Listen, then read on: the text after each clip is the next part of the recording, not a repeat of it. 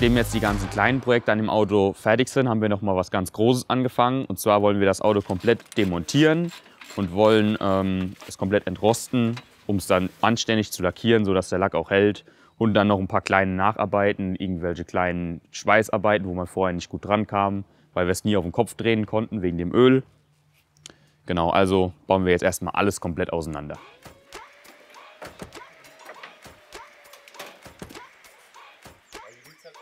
Das ist unsere Hauptplatine, die steuert den ganzen Bordcomputer, wenn man so will, steuert den Lüfter und so weiter, eigentlich das ganze Auto. Und die muss jetzt auch raus.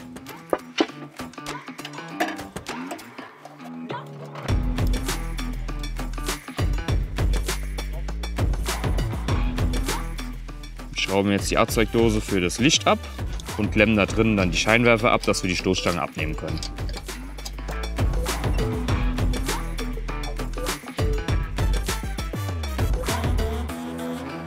Ja, ich mache nichts, ich geht nicht weiter. Ich kann das nur so davor hängen, das ist alles, was ich kann. Ich könnte die Dose abschrauben, aber ich bin mir nicht sicher, ob ich das jetzt mache. Ich habe ein bisschen Sorge, dass ich das nicht mehr so zusammengesteckt kriege. Deswegen versuche ich, ein paar Bilder zu machen von den entscheidenden technischen. So.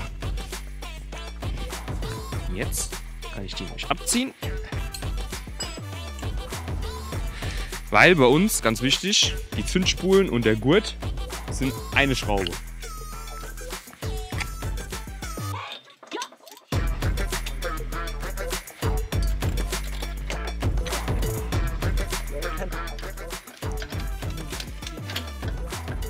Ah,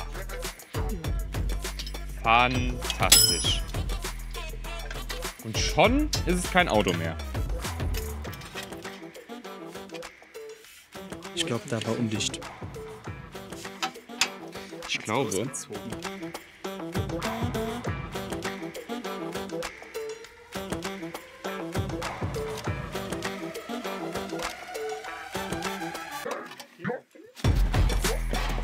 Was hab ich denn da gemacht? Was ist denn das? Ah, das sind die. Oh.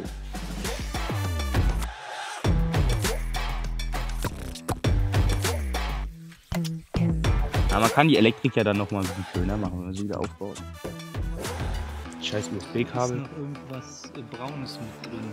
Ja, ich habe da irgendwann, weil alles kreuz und quer ging, einfach alles zusammengetüdelt. Ah, das ist die Hupe. Die kann auch ab.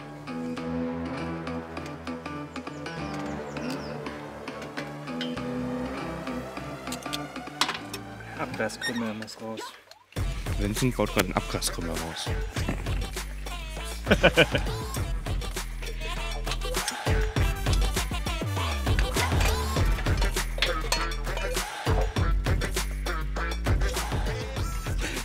Jetzt ist auf einen Seite die Mutter ab, aber der Stab geht nicht raus. Das sind richtig gute Schrauben drin. Seit wann haben wir denn Geld für so gute Schrauben?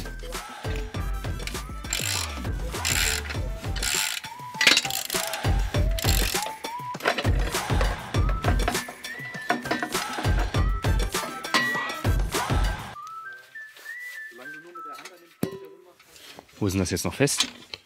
Gar nicht. Es war an gar nichts fest.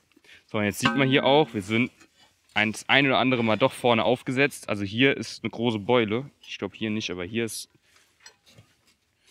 Ja, ein bisschen verbogen ist es. Oh, hier sieht man auch die Abschürfung. Uiuiui. Aber es ist halt ein Unterfahrschutz, der ist genau dafür da. Vincent, wo bist du? Mach mal Schadensbildanalyse. Sieht wild aus. Boah. Das hat richtig das Alu da. Eine riesen Beule drin und so, ne? Das ist schon. Jetzt ab. Ja. Hä, ich erzähl gerade, dass alles scheiße ist, was wir machen. Ja, das ist so lustig. Ich finde das gar nicht lustig, ich finde das scheiße. Also, das Problem. Vincent, guck mal. Ich könnte das jetzt schön getrennt abnehmen, wenn hier nicht eine starre Verbindung wäre. Das heißt, ich schraube mir jetzt hier wieder was dran, Ja, mach das. damit ich das versuche parallel rauszukriegen.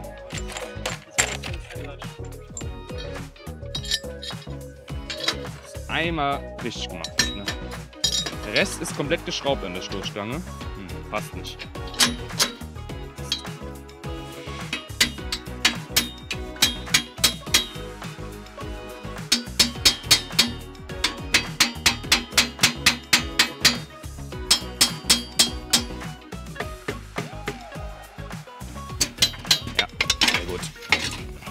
das hat mir schon lange nicht mehr ab.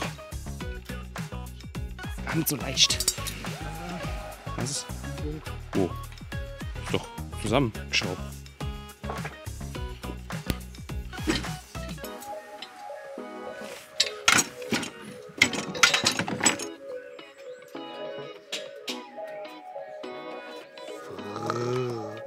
O-N-T. Schreibt man das so?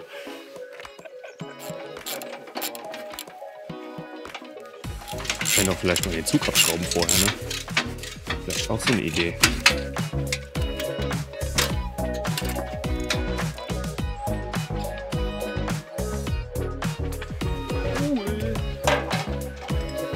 Das Bodenblech vorne, ich hab's schon rausgeschraubt, das muss man irgendwie rauswiggeln.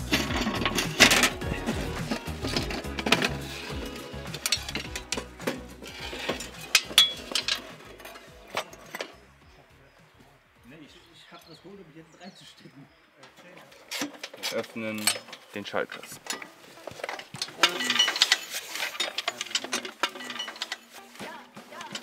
Der Kasten ist etwas voll geworden über die Zeit. Wir wollen nicht den ganzen Motorkabelbaum kürzen, sondern wir wollen so viel Kabel, wie das Originalmotorrad halt hat. Und dann haben wir jetzt ziemlich viel, habe ich da reingelegt. Vielleicht kann man es beim Wiederaufbau ein bisschen ordentlicher nochmal verlegen, weil der Kabelbaum wird kein Motorrad mehr sehen. Das sollte jetzt langsam klar sein. Also das ist ein alter Kochtopf. Da haben wir den Griff mal angeschweißt. Dann haben wir da drin Pommes frites frittiert und jetzt kommt da unser Motoröl rein. Ja, passt. Ich versuche, dass hier die Schraube darf ja da reinfallen. Ja. Wir haben ja hier, also dem Profi passiert das natürlich nicht. Wie warm ist denn der Pumps dann noch? Gut, dass ich mich jetzt verbrühe. Das glaube ich, ist okay. Ich Idiot! Habe ich nur mal die Hand drunter gehalten. Wie blöd kann man denn sein? Hier, Florian, hast du einen Lappen. Ich drehe die jetzt auch gleich wieder rein, ne? Ah, ja. Jetzt bin ich eh da. Adrian baut jetzt zu Ende den Lagerbock aus vom Motor und danach bauen wir den Motor aus. In dieser Kupplung, die Schrauben, die sozusagen hier am motorseitig dran ist, also diese hier und diese hier und die, das sind 3 Stück. Ja. Die einmal rausnehmen. Scheiße, kommst du nicht dran?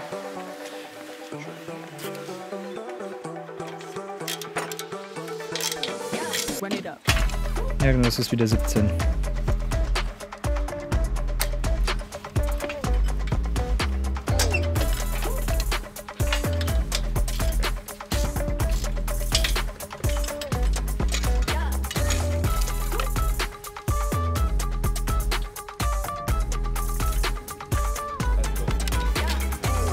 Kupplung mit dem Lagerbock. Da geht der Antrieb vom Motor, geht auf unsere erste Kette und wird dann da übersetzt.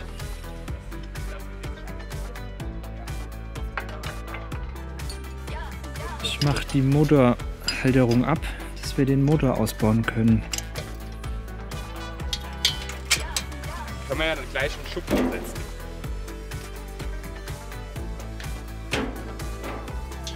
Sollte alle Verbindungen sollten jetzt los sein. Sollten. Bis auf Ne, die Masse habe ich abgeschraubt. Ganze Elektrik, Benzin ist auch alles ab. Alle Kupplungs- und Gaszüge auch. Und die 4 Schrauben, mit denen er fest ist am Rahmen, sind auch raus.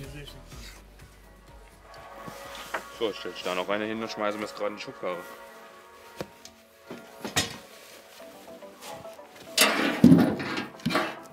Ja. Wo liegt der da vorne auf? Er liegt schlecht. Liegt er auf. Jetzt liegt der Ass im Holz. Hinten steht er auf seinen Pedalen.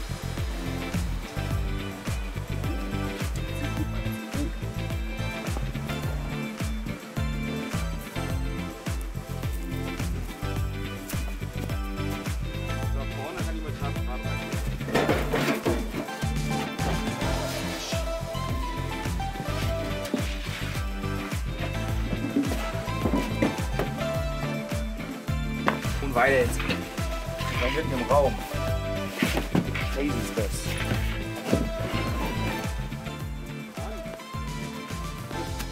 Danke. Was ist das? Katastrophe.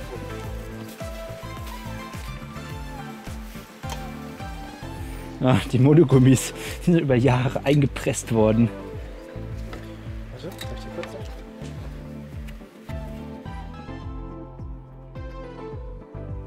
Wir heben jetzt die Karosserie an mit dem Wagenheber. Dann bauen wir die Hinterachse aus. Machen wir das gleiche noch vorne, an den Vorderrädern. Und dann sind wir fertig. Na, ist ja schon oben. Hier.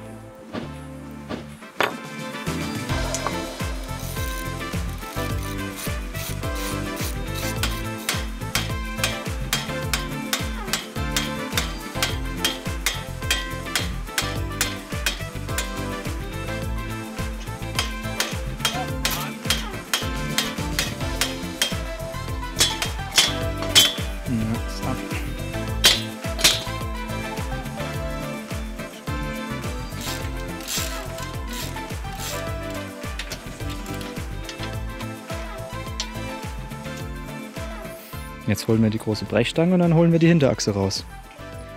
Langsam, langsam. Ah, der Wagen ist aufgebockt. Der rutscht da zwar gerade runter, aber...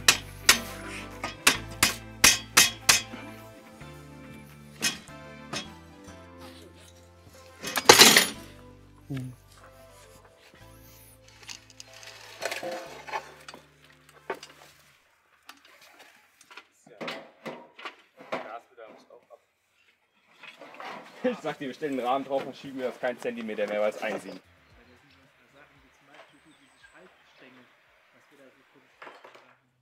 So, ist jetzt komplett auseinandergebaut. Wir haben es auf die Seite gelegt, das Auto, oder den Rahmen. Und haben auch schon hier viel entrostet mit der Drahtbürste. Haben wir hier das ganze Material plank gemacht einigermaßen. Es fehlen aktuell noch ein paar Ecken. Da versuchen wir das dann Sand zu strahlen. Mal sehen, wie das funktioniert.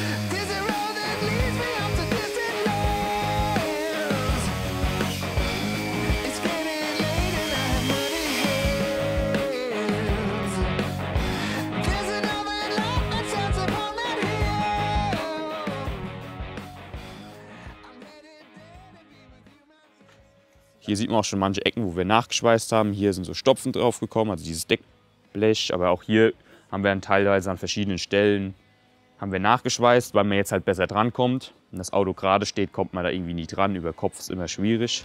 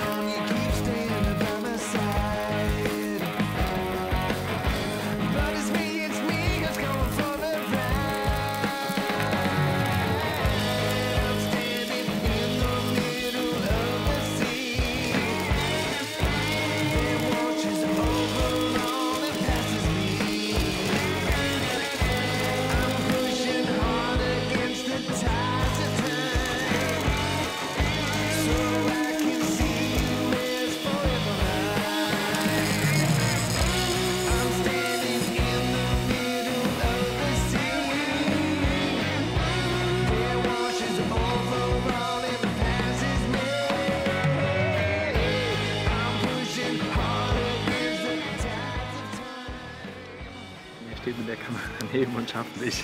Genau, wir quälen uns hier. Ah, das ist auch ein schönes Bild.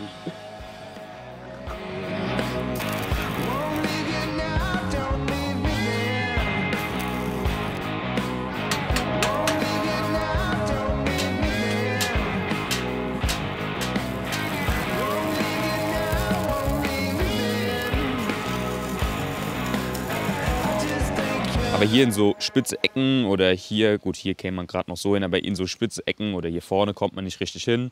Da wollen wir jetzt versuchen, mit der Sandstrahlpistole das anständig blank zu kriegen, damit später auch der Lack hält.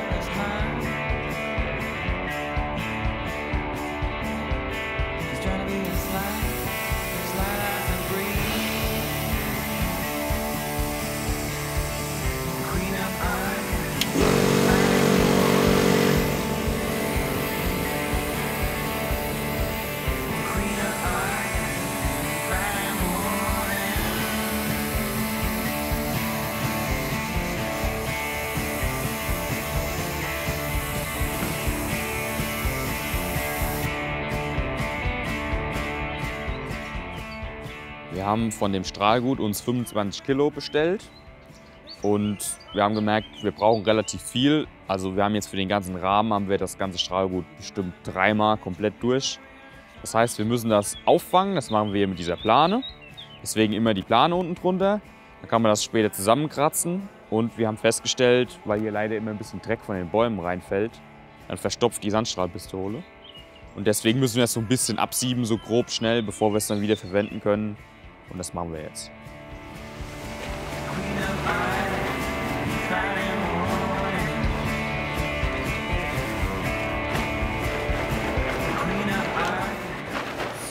Das ist jetzt eine relativ kleine Menge, weil wir jetzt nur mal kurz Probe gestrahlt haben. Normalerweise ist das ein bisschen mehr, wie gesagt, der ganze Sack. Ja, jetzt sieben wir das mal ab.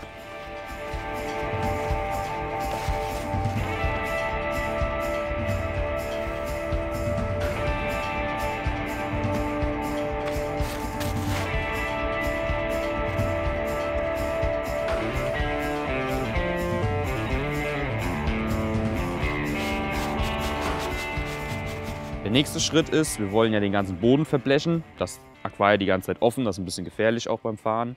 Also ist besser, wir machen das zu. Hier wird ein großes Blech drauf genietet, hier flächig, komplett auch unterm Sitz.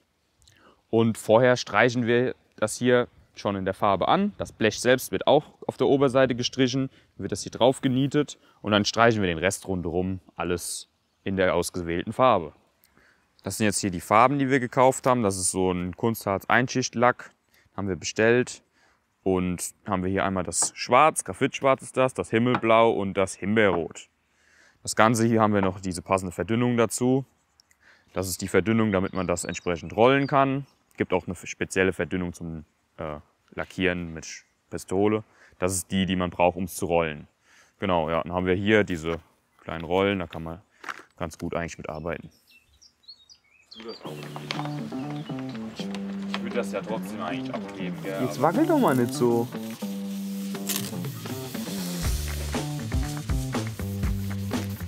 Vincent, ich treffe die Linie nicht. Bei uns muss immer.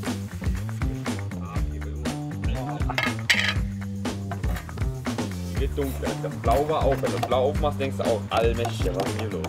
Das Zeug wird auch noch dunkler, aber das ist schon. Das ist ja pink, ey. Das sieht echt pink aus. Florian, wie viel soll ich denn machen? Ich mache ja nichts auf dem Dach. Nicht schon, wie damals auf dem Blech. Das war nicht so arg viel, was wir da gebraucht haben. So? Ja. ich mach.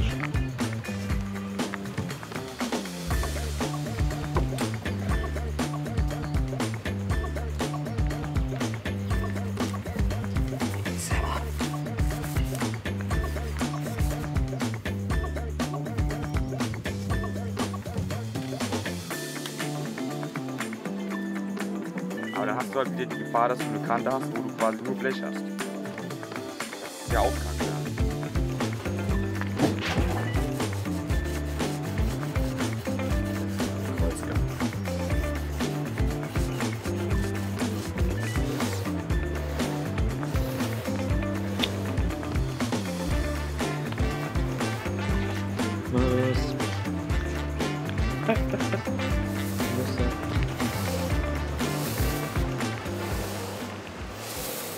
Jetzt haben wir angefangen zu lackieren. Wir haben die Bodengruppe haben wir schwarz gemacht und hier vorne auch Lenksäule und Pedalträger. Als Basisfarbe für den Rest haben wir hier alles blau, schön himmelblau. Und als Akzentfarbe haben wir jetzt hier oben dieses Rot, das ist fast schon ja, Himbeerrot, das trocknet gerade noch ein bisschen, haben wir gerade eben gestrichen. Ja.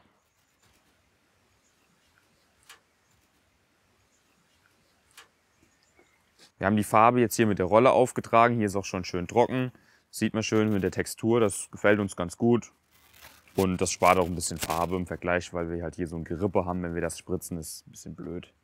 Die nächsten Schritte sind jetzt, dass wir die ganzen Anbauteile, also hier vorne die Querlenker, die gesamte Stoßstange, die Pedale, die ganzen Bleche, ja, und dann auch hinten die ganze Hinterachse.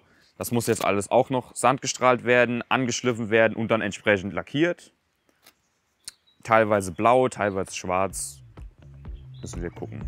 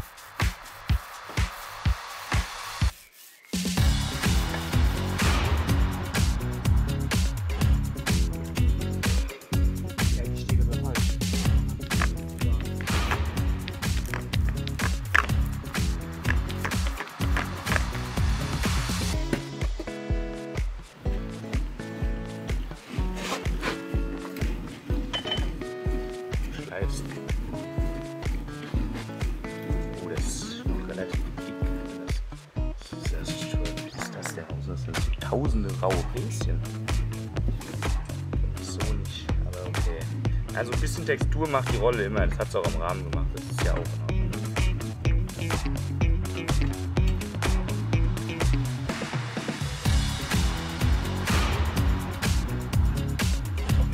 Was da noch drin gewesen wäre.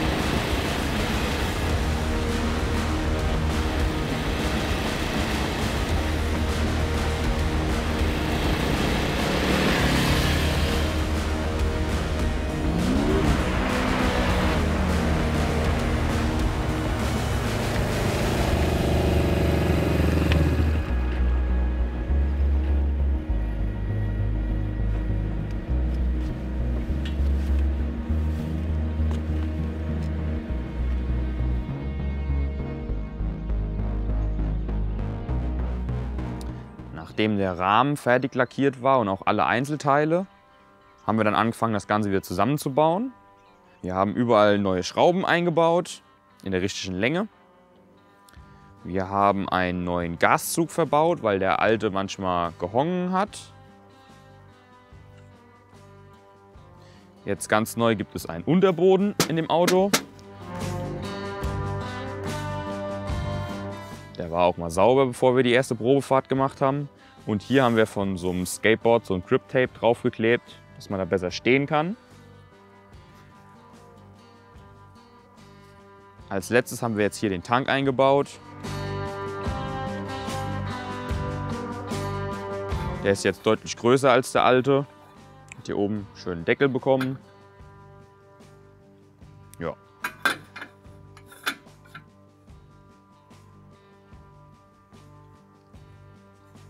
Beim Zusammenbau haben wir die Chance genutzt, die Elektrik noch mal ein bisschen schöner zu machen. Wir haben die ganzen Kabel noch mal kontrolliert und in solche Kabelschläuche eingebaut. Und das alles noch mal ein bisschen aufgeräumt. Vor dem Lackieren haben wir unten den Hauptrahmen noch mal die ganzen Löcher geschlossen, haben das zugeschweißt, haben da ein bisschen gespachtelt. Dann wurde das lackiert. Wir haben das vorher noch Hohlraum versiegelt. Und jetzt haben wir die Kabel hier abgedichtet mit Silikon, dass da wirklich kein Wasser mehr in den Rahmen kommen kann. Wir haben jetzt hier an die Batterie auch so eine schaltbare Polklemme dran gemacht. Da kann man das Fahrzeug spannungsfrei schalten, wenn wir nicht hier sind. Wir haben auch wieder unsere 3 Hupen angebracht. Wir haben den Hupenträger hinten dran aber nochmal neu gebaut, dass das hier so ein bisschen schwingend gelagert ist. Weil der alte Hupenträger war zu massiv und dann werden die Hupen relativ leise. Und jetzt wird gehupt. Und dass es beim Tanken nicht so dunkel ist, haben wir hier hinten uns noch ein Hecklicht gebaut. Haben das hier auch angeschlossen.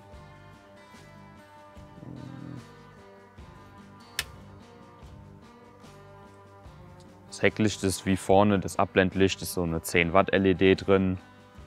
Und das ist hell genug. So, dann ist das Projekt jetzt hier fertig. Das ganze Auto ist komplett lackiert. Sieht jetzt auch deutlich besser aus.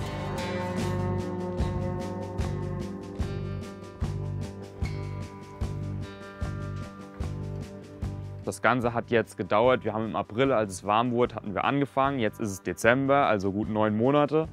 War relativ viel Arbeit, aber es hat sich auf jeden Fall gelohnt. Sieht deutlich schöner aus als vorher, deutlich ordentlicher und ist auf jeden Fall jetzt auch konserviert und rostet uns nicht weg.